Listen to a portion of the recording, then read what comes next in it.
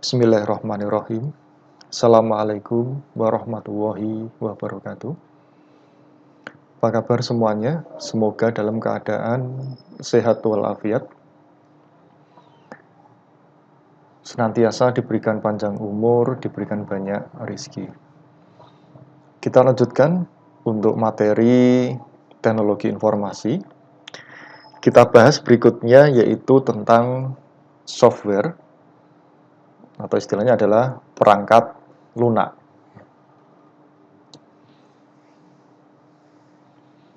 Software itu apa?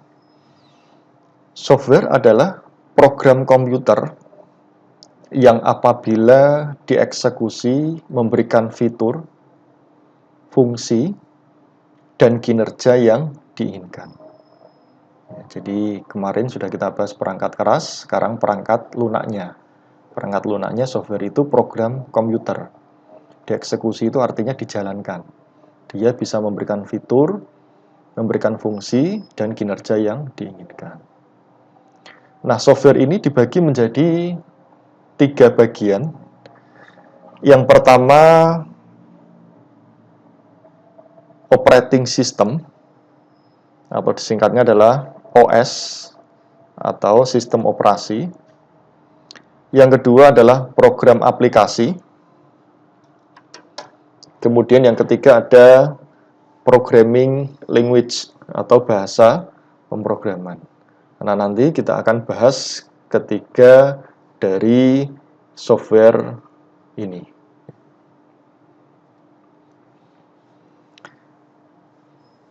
Berdasarkan distribusiannya, jadi software ini, kalau tadi bagiannya, sekarang berdasarkan distribusiannya, mungkin kita pernah dengar ada namanya software berbayar, ya. Software berbayar. Software berbayar itu apa? Software berbayar itu ya perangkat lunak yang tujuannya komersil, ya. Komersil. Jadi istilahnya apa? Setiap pengguna yang ingin menggunakan ya dengan cara membeli atau membayar pada pihak yang mendistribusikannya. Ya. Pembayarannya bisa di awal atau mungkin bisa berlangganan, ya, berlangganan. Contohnya apa? Contohnya, kalau kita pakai sistem operasi Windows itu pasti berbayar. Ya, sistem operasi Windows itu adalah termasuk software berbayar. Nah, kalau sekarang mungkin ya softwarenya asli, ya, asli bajakan maksudnya. Jadi yang kita gunakan ya hampir semuanya, ya, hampir sebagian besar di Indonesia menggunakan Windows, tapi yang berbayar mungkin sedikit, ya, mungkin masih di bawah 10%. Kemudian ada banyak sekali, ya, ada Adobe Photoshop, Adobe Reader, Macromedia Flash, Corel, dan seterusnya itu pasti berbayar. Yang kedua ada yang dinamakan adalah shareware. Ini aplikasi, itu dapat di-download, digunakan secara gratis, namun penggunaannya dikasih batas waktu. Ya, shareware itu ya downloadnya gratis, ya, tetapi penggunaannya dikasih batas waktu. Nanti kalau dia sudah suka, baru nanti akan menjadi berbayar. Beda, ya. Kalau yang di atas itu berbayar sebelum menggunakan harus bayar dulu.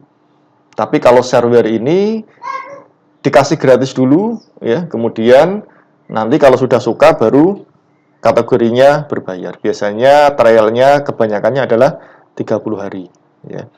Contohnya kalau kita pakai ngompres file itu, ya, pakai WinRAR, IDM, Internet Download Manager, ya, Microsoft Office, ya, CorelDRAW. Saudara install Microsoft Office trial, ya, tapi nanti kalau sudah menggunakan baru berbayar. Beda dengan Windows, ya. Kemudian Corel, kemudian banyak sekali, ya, WinZip, MERC, dan seterusnya.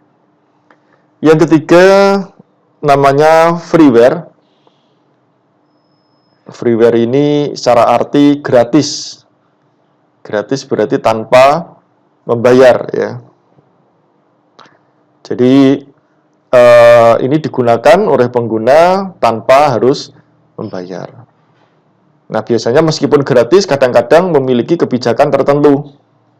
Ya. Jadi pada saat mendownload freeware. Contohnya ada SmartDAV ya untuk antivirus. Jadi ada gratis, tapi kalau kepengen proteksi lebih, menggunakan yang Pro itu berbayar.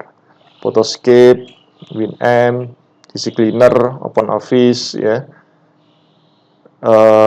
Ada banyak sekali yang kategorinya freeware.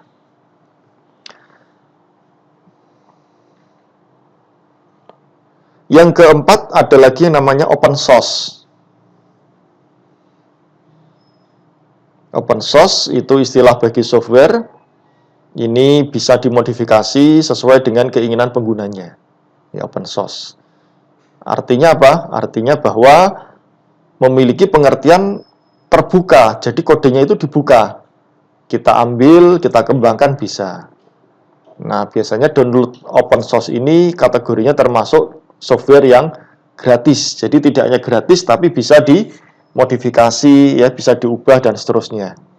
Contohnya sistem operasi ada Linux ya, Linux bagiannya ada Ubuntu, kemudian ada Notepad++, ya, kemudian ada banyak sekali untuk kategori open source. Kita bahas bagian software yang pertama, yaitu tentang sistem operasi. Sistem operasi adalah perangkat lunak yang mengatur fungsi dasar dari sebuah komputer.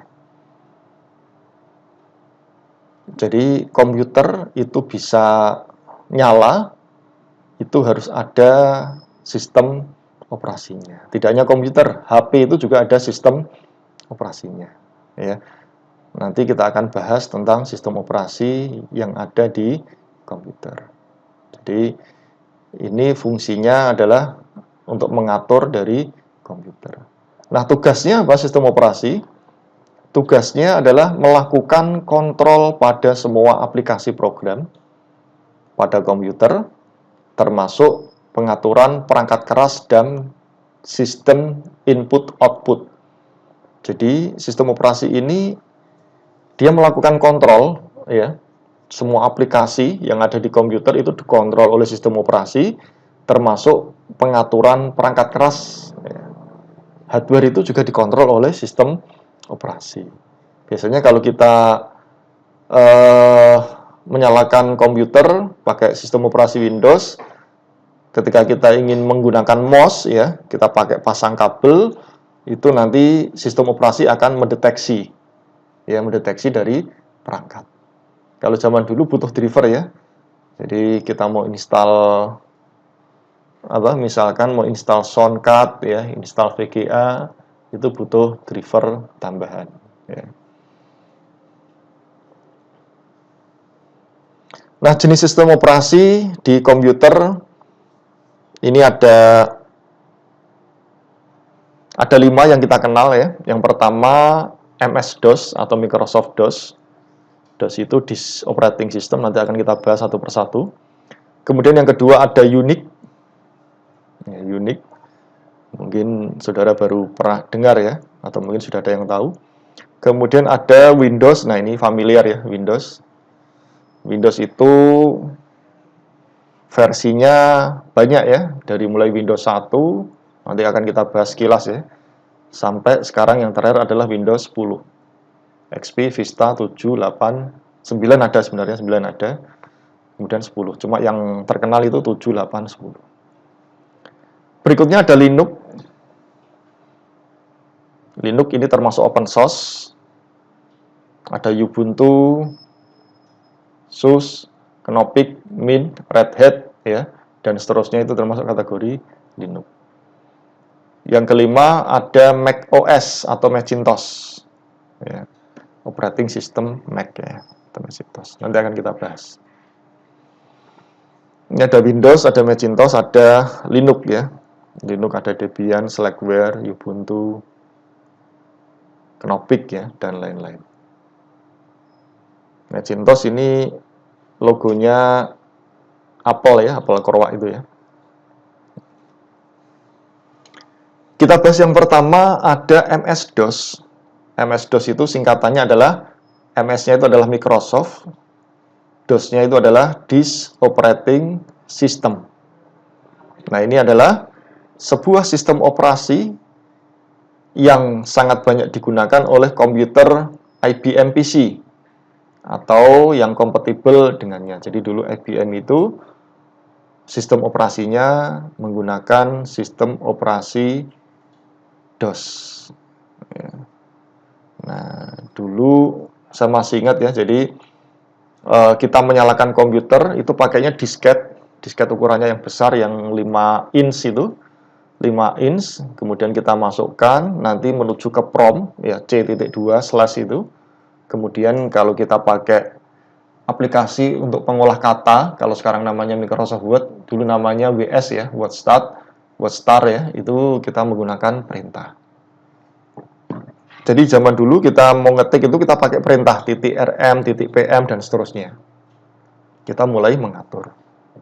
Tapi sekarang sudah enak ya, kita buka Microsoft Word ya, atau aplikasi sejenisnya, itu sudah lebih mudah. Atau Office ya, Office 365 ataupun yang lainnya. Nah, Microsoft membuat Microsoft DOS sebagai sebuah sistem operasi mainstream sebelum pada akhirnya menghentikan dukungan MS-DOS secara perlahan ketika mereka membuat sebuah sistem operasi berbasis antarmuka grafis. Dikenal dengan sebutan GUI, Graphic User Interface, untuk pasar mainstream, yang disebut sebagai Microsoft Windows. Jadi DOS ini hilang setelah Microsoft menciptakan sistem operasi berbasis antarmuka grafis. Kalau DOS itu kan hitam, tulisannya putih ya. Nah, kita pakai perintah.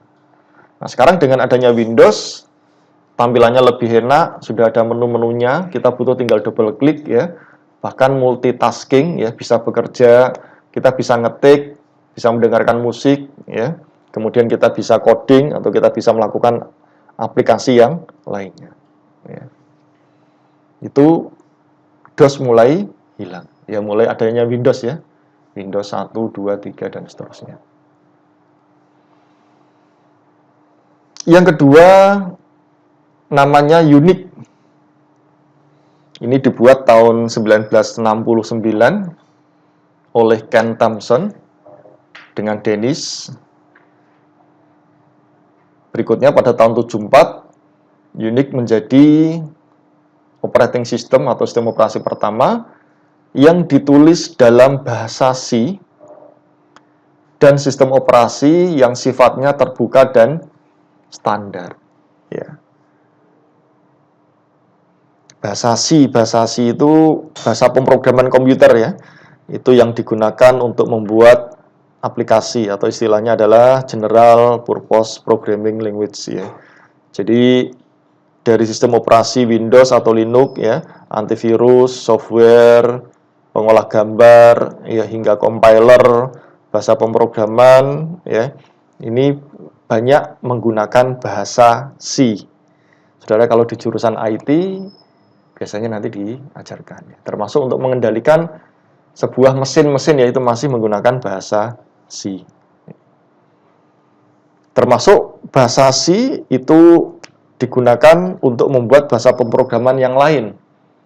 PHP ya, PHP untuk web itu menggunakan bahasa C. Ya, salah satunya menggunakan bahasa C.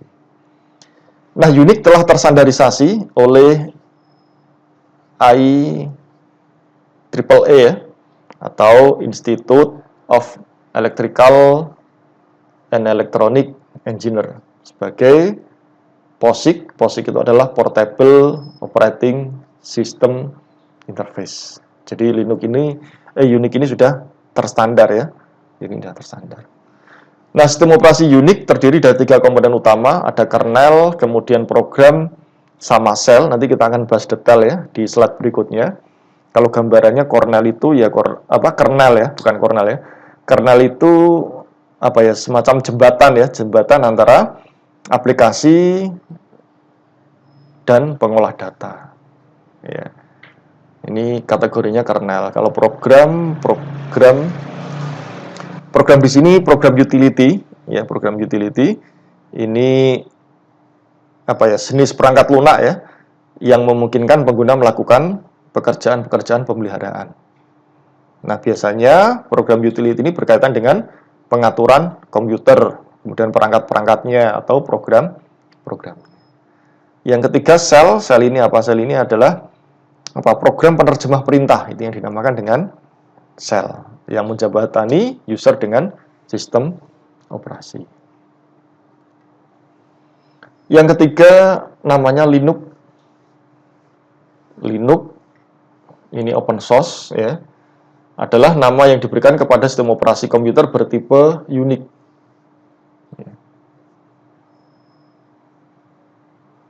Jadi Linux ini nama ya dari yang diberikan sistem operasi komputer bertipe Unix. Nah, Linux ini merupakan salah satu contoh hasil pengembangan perangkat bebas dan sumber terbuka utama. Dari Unix dikembangkan menjadi Linux. Nah, nama Linux ini tahun 1991 ya. Ini diperkenalkan atau pembuatnya oleh Linus Torvalds. Yang keempat ada Windows.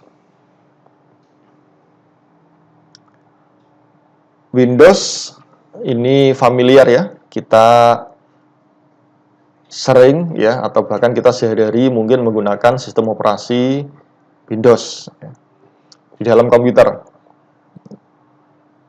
Ini adalah keluarga sistem operasi yang dikembangkan oleh Microsoft ya. Microsoft. Pendirinya atau orang yang menciptakannya, Bill Gates, itu merupakan orang terkaya nomor 2 di dunia setelah Jeff Bezos. Jadi dia menggunakan antarmuka grafis atau GUI, Graphic User Interface. Nah, Windows itu pertama kali tahun 1985, namanya Windows 1. Ini nggak semuanya ya, nggak semuanya dibahas di sini. Kalau detailnya banyak. Kemudian ada Windows 2, ada Windows 3, kemudian tahun 1992 mengeluarkan Windows 3.1 ya. Jadi saya masih ingat saya pertama kali menggunakan Windows itu Windows 3.1 sekitar tahun berapa ya, 1999 masih ingat. Jadi tahun 1999 saya menggunakan Windows 3.1 ya. Dulu internet juga di Semarang juga di situ. Saya masih ingat warnet pertama kali di Semarang itu kalau nggak salah namanya Wasantara ya. Wasantara itu ada di kantor pos Johar ya, titik 0 km kota Semarang. Jadi di situ masih menggunakan sistem operasi Windows 3.1. Kalau sekarang mungkin sudah nggak ada ya warnet. Kemudian ada Windows 95 tahun 1995 diciptakan ya.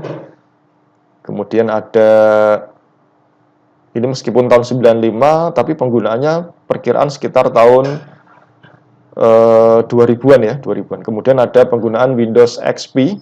Windows XP ini lama ya, tahun 2001 sampai mungkin sampai tahun berapa ya? Tahun 2000-an ya. 2010-an masih banyak menggunakan XP. Kemudian Vista. Ada lagi Windows Vista. Jadi dulu daripada Windows Vista pakainya mending Windows XP ya. Kemudian ada ME dan seterusnya. Setelah itu ada Windows 7 tahun 2009. Kemudian ada Windows 8 tahun 2012. Windows 9 ada sebenarnya ya. Yang sekarang ini adalah namanya Windows 10. Ini diluncurkan tahun 2015. Nah, perkembangan Windows panjang sekali ya, sejarahnya panjang sekali. Itu mungkin lebih dari 10 ya, perkembangan dari Windows 1, Windows 2, Windows 3 sampai Windows ke 10 2015. Nah, mungkin sekarang jadi pertanyaan ya. 2015 ke 2020 5 tahun ya. 5 tahun. Kira-kira berkembang lagi nggak? Ada Windows 11, Windows 12, 13 sampai 15. Nah, ini informasi resmi dari Microsoft bahwa Windows 10 ini dikabarkan merupakan Windows versi yang terakhir. Jadi Microsoft itu mengkonfirmasi bahwa Windows 10 ini merupakan Windows versi yang terakhir. Jadi kategorinya tidak jadi 11, 12, tapi biasanya diperbarui setiap bulan. Jadi nanti saudara kalau install Windows 10, itu kalau mau matikan komputer itu diminta update, ya, update shutdown atau update restart, itu update Windows. Nah, ini yang di Microsoft ya, termasuk untuk sesi keamanan dan seterusnya. Nah, ini kategorinya seperti itu.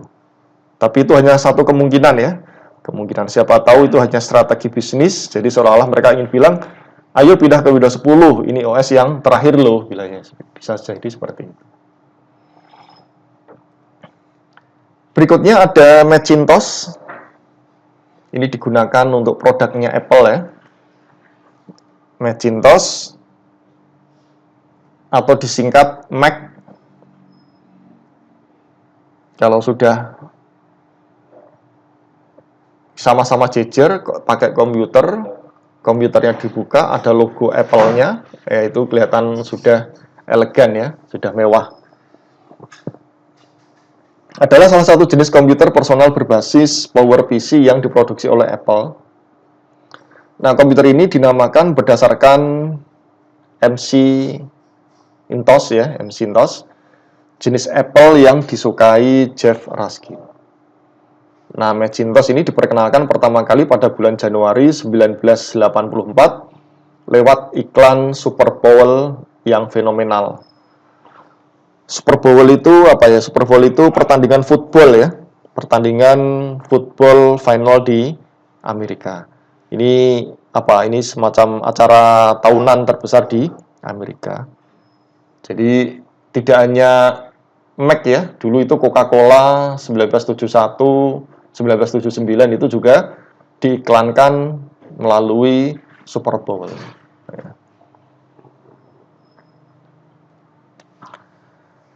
Macintosh adalah komputer pertama yang memperkenalkan sistem antarmuka grafis. Ya. Jadi sebelum Windows ini sudah dikenalkan Macintosh antarmuka grafis. Sampai sekarang pun juga kelihatan elegan ya. Jadi lihat dari sisi menu-menunya. Ya. Nah, pada waktu itu langkah yang dilakukan Apple adalah sebuah perkembangan revolusioner dalam dunia komputer personal. Sampai sekarang pun juga orang yang memiliki produknya Apple ya memang tidak banyak karena harganya lebih mahal ya, harganya lebih mahal.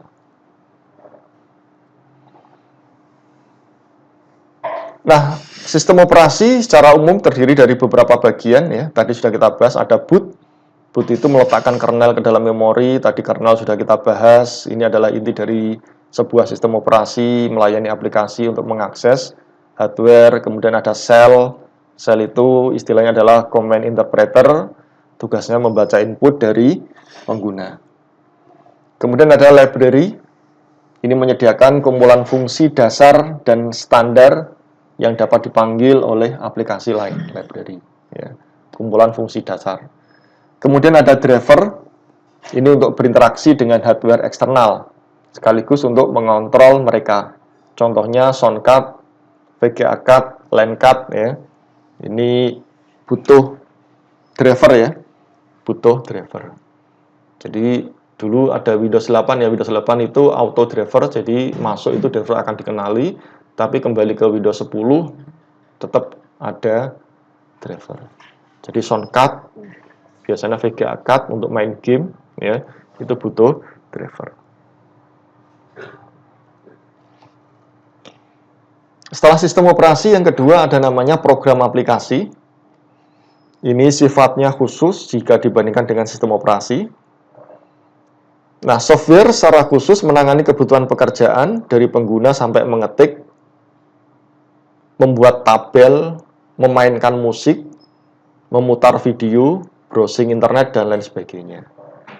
Jadi program aplikasi ini ya untuk ngetik, membuat tabel, memainkan musik, memutar video, browsing, desain, ya, membuat Tidak hanya memutar ya, membuat video, animasi, ya, membuat program. Nah, aplikasi perkantoran yang terkenal adalah produknya Microsoft, yaitu Microsoft Office.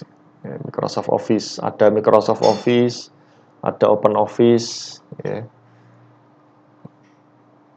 Office 365, ya, dan seterusnya.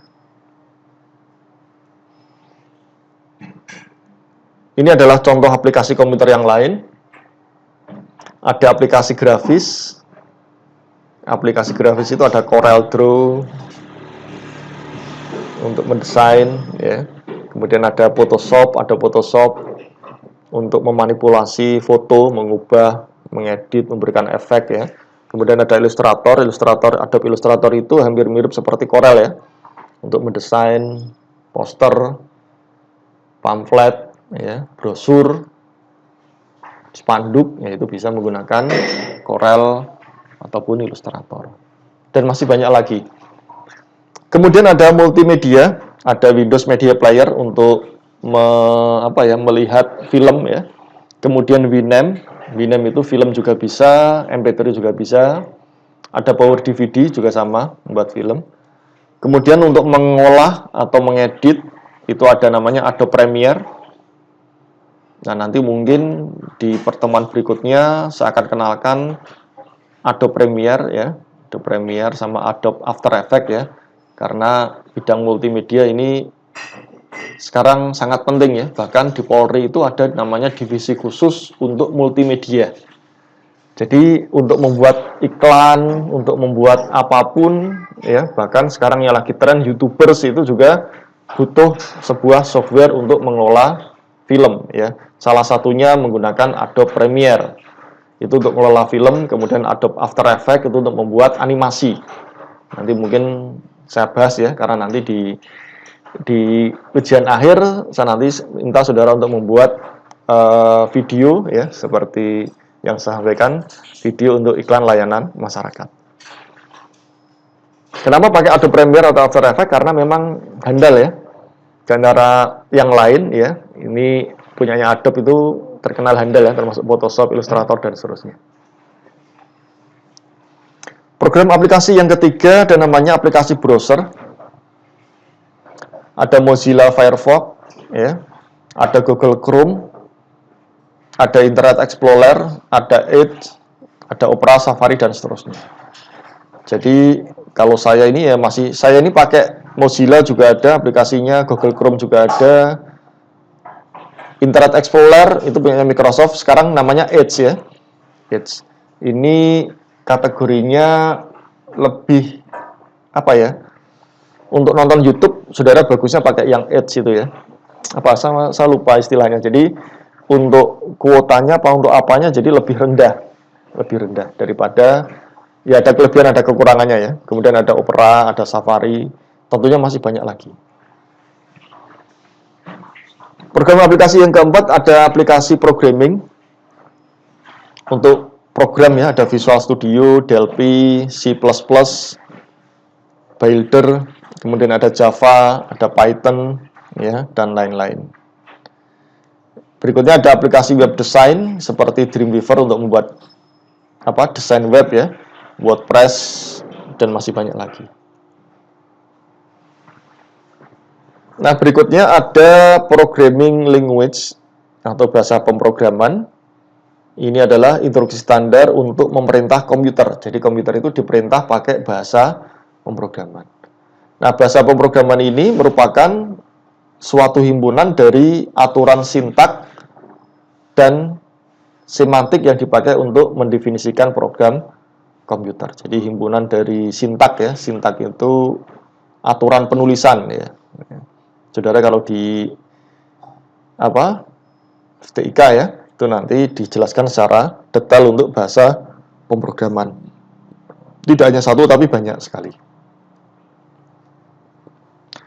Nah, bahasa pemrograman ini menurut tingkat kedekatannya dengan mesin komputer ada namanya bahasa mesin. Bahasa mesin itu memberikan perintah kepada komputer dengan memakai kode biner, ya. Ada kode biner, ada dan seterusnya, ya. Contohnya Jadi bahasa mesin itu ya hanya 0, 1, 0 dan 1. Jadi kalau kita ngasih 0, 1, 1, 0, 0, 1, 1 itu kodenya apa? Termasuk kalau kita tekan keyboard ya, huruf A itu 0, 1 berapa? Berikutnya ada bahasa tingkat rendah atau bahasa rakitan. Istilahnya adalah assembly. Ini memberikan perintah kepada komputer dengan memakai kode-kode singkat. Kode mnemonik, contohnya mov, sub, cmp, gmp, ya sama. Nanti kalau saudara di jurusan komputer ya biasanya nanti akan dikenalkan. Minimal saudara tahu ya tentang bahasa pemrograman. Ada tingkat menengah. Ini memakai campuran instruksi dalam kata-kata bahasa manusia bersifat simbolik, contohnya kurung-kurung awal, tanda tanya, ya tanda lebih kecil 2 kali, lebih besar 2 kali, tanda N 2 kali, tanda apa itu ya, yang lurus itu vertikal ya, vertikal bar seperti itu. Contohnya bahasa C. Ini termasuk kategori bahasa tingkat menengah. Kemudian ada bahasa tingkat tinggi yang memakai instruksi dari unsur kata-kata bahasa manusia. Contohnya begin, ya, end, ya, mulai, selesai, ya, if, jika, for, untuk, while, and, or, dan sebagainya. Nah, komputer dapat mengerti bahasa manusia diperlukan program compiler atau interpreter. Jadi ada 2 ya. Untuk mengerti bahasa manusia maka dibutuhkan program namanya compiler atau interpreter. Compiler itu artinya skrip dibaca semuanya baru dijalankan. Ya. Kalau interpreter itu dibaca dijalankan dulu baru dibaca. Kalau compiler dibaca dulu baru dijalankan, kalau interpreter dijalankan dulu baru dibaca. Kalau kesalahan baru menampilkan. Kalau compiler itu kalau terjadi kesalahan di baris kelima, dia nggak bisa menjalankan. Tapi kalau interpreter dijalankan dulu, nanti dia akan memberitahukan bahwa ada kesalahan di baris ke-5. Contohnya ada C#, Visual Basic, Pascal, Java, Python, dan seterusnya. Kalau interpreter itu contohnya ya Visual Basic gitu ya. Kalau compiler itu ya Pascal, ya, kemudian Java, dan seterusnya. Nah, baik itu yang dapat saya sampaikan tentang software atau perangkat lunak ya. Tentang gambaran tentang perangkat lunak. Jadi minimal saudara tahu ya, dari kemarin dibahas perangkat kerasnya, ya, kemudian teknologi informasi, ya, dan seterusnya. Seperti biasa nanti kita ada diskusi di tampilan. Baik, saya kira cukup.